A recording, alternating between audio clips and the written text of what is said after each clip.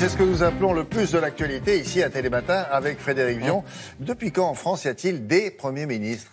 En gros, on va dire au XVIIe siècle, je ne vais pas remonter à Charlemagne. 17e. Ouais, oui, les rois de France. Les rois de France, quand ils ont commencé à choisir une personne pour gérer leurs affaires, ils disaient « vous serez mon principal ministre ».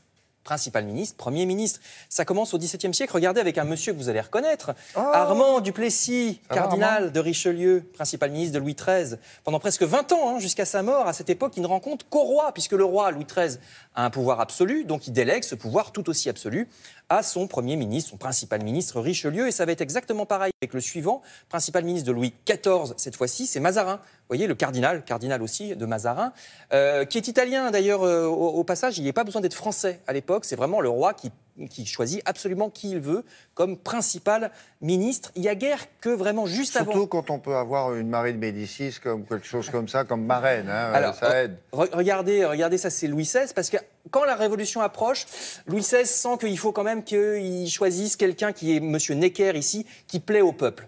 Parce que Louis XVI, vous savez qu'il a mal fini.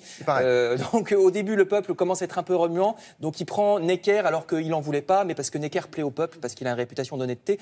Donc c'est vraiment qu'à partir de la Révolution que le Premier ministre n'a plus son pouvoir seulement du roi, mais aussi de la base, via une assemblée nationale, un parlement, etc.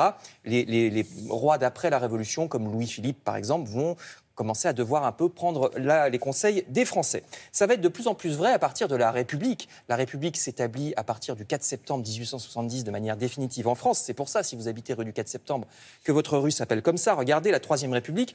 Donc là, vraiment, ça va s'inverser. Il n'y a plus de droit. Donc toute la légitimité des premiers ministres va venir des assemblées nationales qui seront élues. Le président de la République, il ne sert à rien. Regardez, ça c'est Paul Deschanel, le pauvre. Il coupe les rubans dans les inaugurations, il tombe des trains pendant les cérémonies. Mais oui, c'est vrai. Ça, c'est Albert Lebrun dans les années 30. Oui, c'est vrai. Albert Lebrun dans les années 30, on choisit des messieurs qui ont de la prestance, mais qui sont très neutres.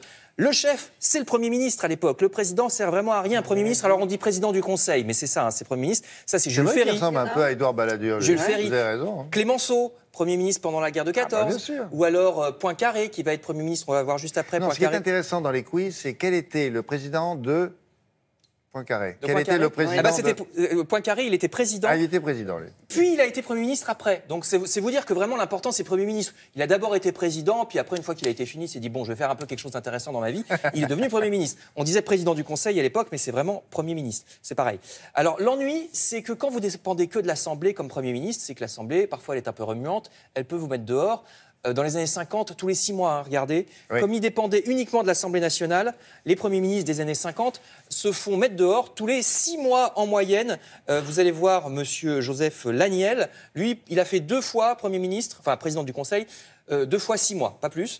Donc, à partir de 1958, on se dit il va falloir stabiliser un petit peu tout ça. On va passer à la 5e République. Ça, c'est Charles de Gaulle qui a... Alors oui, on va le voir tout de suite d'ailleurs après le général de Gaulle. Là, on est encore sous la 4e République. Voici de Gaulle.